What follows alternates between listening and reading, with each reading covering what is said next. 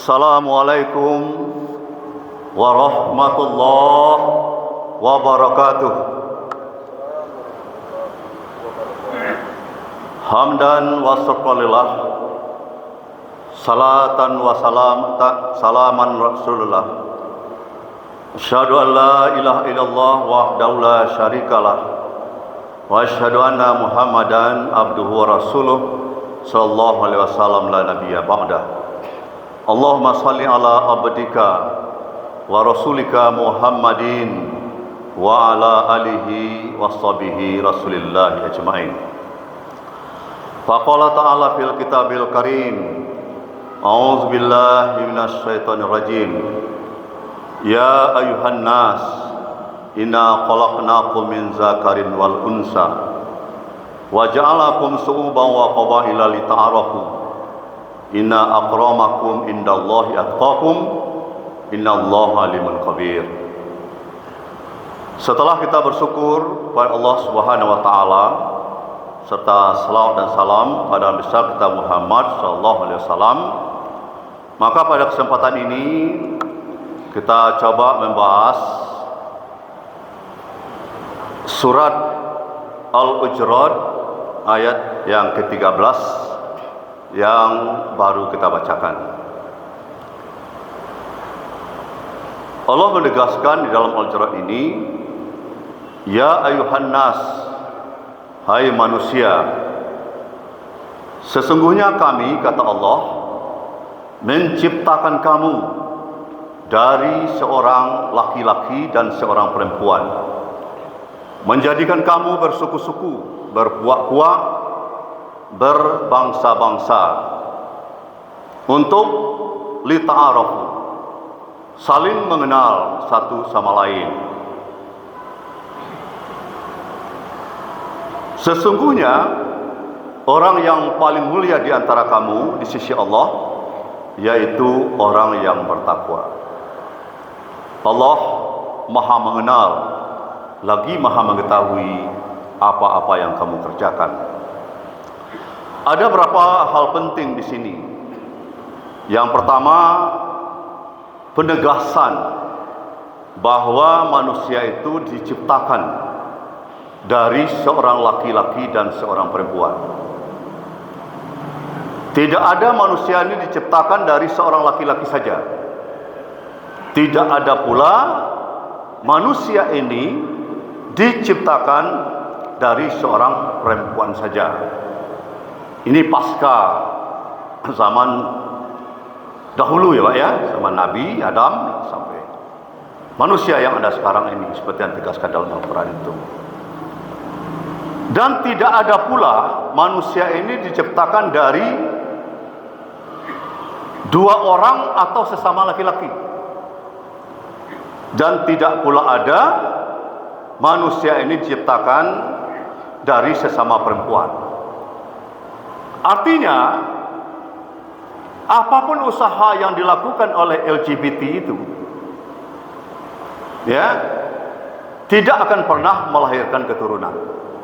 Jadi perkawinan laki-laki sama laki-laki tidak akan pernah melahirkan keturunan. Begitu juga perkawinan antara perempuan sama perempuan tidak akan melahirkan keturunan. Karena kodratnya manusia itu diciptakan dari seorang laki-laki dan seorang perempuan. Nah, untuk itulah proses pernikahan ini suatu hal yang suci yang harus kita perhatikan dengan sebaik-baiknya.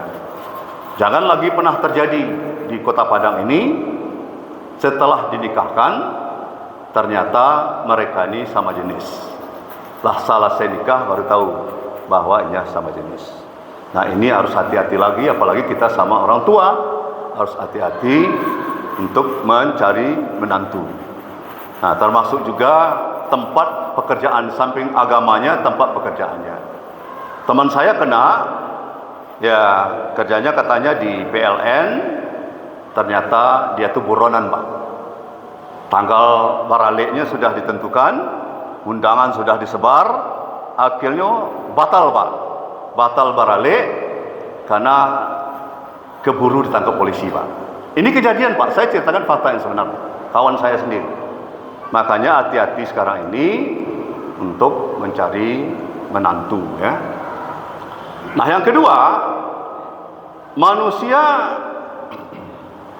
dijadikan bersuku-suku, berbangsa-bangsa itu untuk saling mengenal satu sama lain. Untuk apa saling mengenal satu sama lain itu? Supaya mengetahui potensi yang dimiliki oleh satu sama lainnya itu. Kekuatan teman kita ini di mana, kekurangannya di mana. Sehingga saling mengisi. Artinya silaturahim itu, ta'aruf itu perlu kita lakukan dengan sebaik-baiknya. Karena ta'aruf inilah yang mengawali lahirnya ta'awun. Ta'awun itu kerjasama. Tidak mungkin kita bekerja sama dengan siapapun kalau kita tidak kenal orangnya. Nah, makanya kita harus kenal. Saling mengenal satu sama lain. Lita'arafu ini. Nah, makanya lebaran itu juga harus kita maksimalkan untuk melaksanakan silaturahim Idul Fitri. Dengan silaturahim itu, dengan ta'aruf itu akan melahirkan ta'awun. Ta'awun itu adalah kerjasama. Persatuan dan kesatuan umat Islam harus dibangun dengan sebaik-baiknya. Umat Islam kalau ingin kuat, harus kuat pula persatuan dan kesatuannya itu. Harus kuat pula kerjasamanya. Inilah yang diamanahkan dalam surat Al-Maidah ayat 2 itu. Wa ta'awanu 'alal birri wa taqwa wa la ta'awanu 'alal ismi wal udwan. Bertolong-tolonglah kamu, bekerjasamalah kamu untuk kebajikan dan takwa. Jadi batasan kerjasama itu dengan siapapun, batasannya itu adalah kebajikan dan takwa. Dan jangan kamu kerjasama untuk dosa dan permusuhan. Nah, kalau kita bekerjasama untuk dosa dan permusuhan, tentunya ini akan merugikan kita sendiri sebagai umat Islam. Bekerja sama untuk mendukung ketidakjujuran, bekerja sama untuk mendukung kebohongan, itu akan merugikan kita. Nah, makanya kepada batasnya itu adalah kebajikan dan untuk menghindari diri kita kepada hal yang dosa dan permusuhan. Ini batasan kerjasama di dalam koridor Islam yang harus kita lakukan. Artinya apa? Kita harus bisa memisahkan ini kerjasama kebajikan untuk takwa, ini adalah kerjasama untuk dosa dan permusuhan. Harus tahu kita. Kalau bercampur saja keduanya, kerjasama untuk kebajikan dan takwa iya juga, kerjasama untuk dosa dan permusuhan ia juga, maka kita akan terjerat dengan ayat Al-Quran, wala talbisul haqqa bil batil wa taktumul haqqa wa antum ta'lamun. Jangan kamu campur adukkan antara yang hak dengan yang batil, antara yang benar dengan yang salah, antara yang halal dengan yang haram.